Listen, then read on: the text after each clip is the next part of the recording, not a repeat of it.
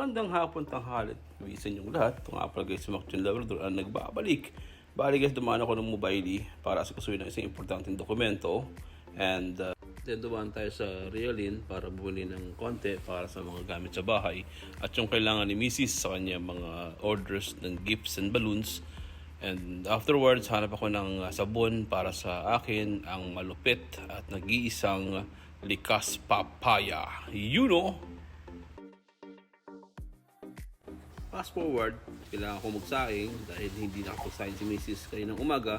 And then after nun, nag-iisip na rin ako kung anong ulamin namin dahil alam mo naman, gutom na gutom si Mrs. And then nakarinig ako ng isang bagay na nagchichismisan.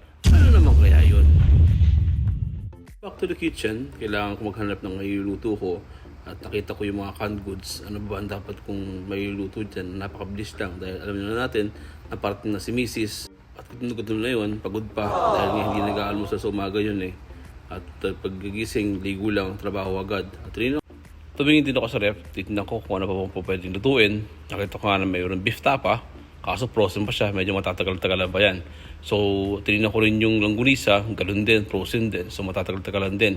So, nag-iisip pa ako na ibang bagay na dapat kong lutuin na madali lang. Ano kaya? So, bumagsak nga tayo sa saba, mackerel na in can. So, madali lang siyang lutuin, gigisagisayin lang yan, and then lagyan natin ng miswa para lalo pang sumarap at luminamnam ang ating pagluluto.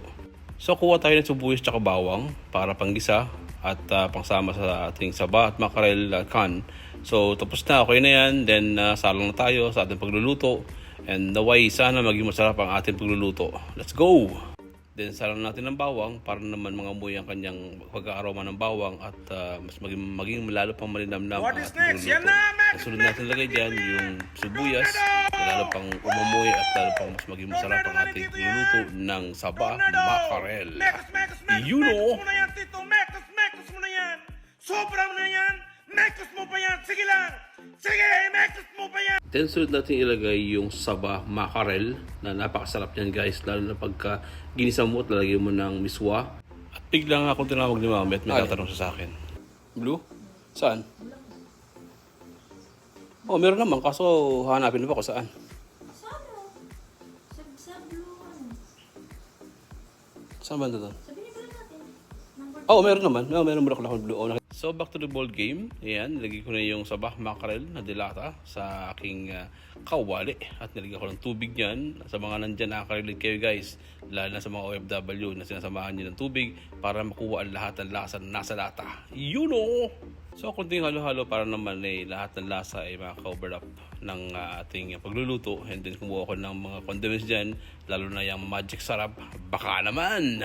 You know, para lalo sumarap ang ating pagluluto guys. So, tasting time. Tinawag ko si Mrs. para tikman yung aking pagluluto.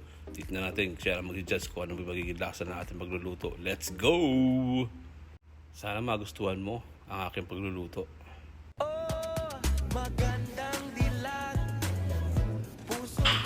Nice!